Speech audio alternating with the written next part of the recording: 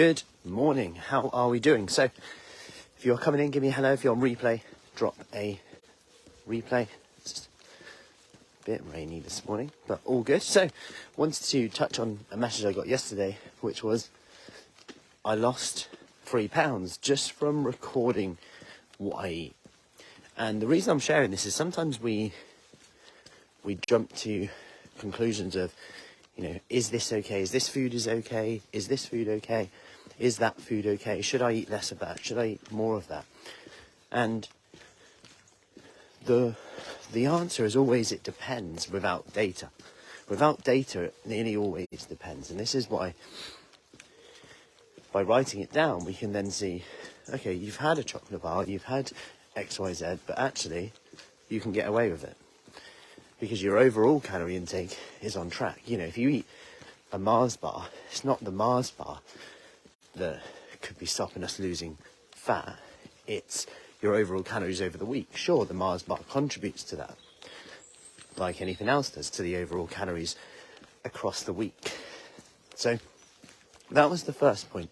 There's the second point is by writing down what you have or tracking it or recording it, it puts your attention on it. And all of a sudden, those little snacky bits, those picky bits, tend to reduce. Those, oh, I'll have a bit of that, a little bit of that, oh, I might have a bit of that. Or the subconscious ones, where you cut in some cheese and it goes in your mouth. Or you just pick a handful of nuts, or the odd bit of fruit, which is fine, by the way, but just being aware of it. And this is a reminder that sometimes, as much as that sounds like recording your food intake, sounds like a bit of a, oh, I can't be bothered with that, I don't really want to do that. As much as it sounds like that, and a bit tedious, over the years of speaking to people, working with people, they often get more answers from doing that than jumping on every diet going that works for a bit, but doesn't actually teach you, the skills to be able to maintain it. And the problem is that you can jump on something that's really easy, but the reason it works, it doesn't really need much willpower, which is great, by the way. However, if you want to sustain it, you need something that's going to overcome the obstacles. And then to overcome obstacles, you need to know why the obstacle has come up. For example, if you record your food, then we have that accountability, we have that chat, and it's like, maybe you can't get away with that right now for your goals and how much you want to lose and how you want to look, how you want to feel.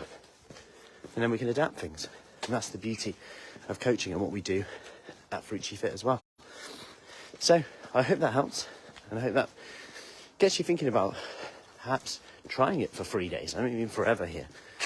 And you can learn a lot from quantities of food, habits, more than ever. And as uncomfortable it is, I think we learn a lot, and it stops us potentially jumping to,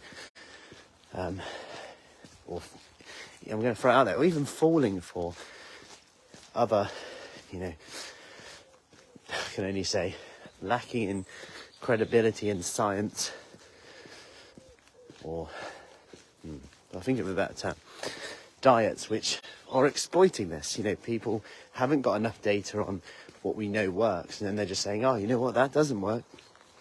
Let's just track something else instead. Let's track, it must be your blood sugar level, it must be X, Y, Z. When actually, that just gets on the next bandwagon, leading us down a rabbit hole that, again, when we hit an obstacle, we don't really know the answer to. And it's similar to, say, things like gut health, which I'm fascinated by, but I'll be the first to admit, we don't know as much as a lot of people say about gut health. People talk about, you need to optimize your gut health in terms of bacteria, you need this, we don't know as much as people think. All as we know is actually when people have got IBS, bloating, flatulence, it's often doing the opposite to what a lot of these gurus or whatever they are say in terms of what you add into your diet, which is fascinating. Anyway, we're going off on a tangent now, which I love, which we're doing our Q&As inside our Kickstart. So our reboot program, which is starting soon. Our next program starts in September. If you want more information on that, do comment below. We start off, I believe it's second week.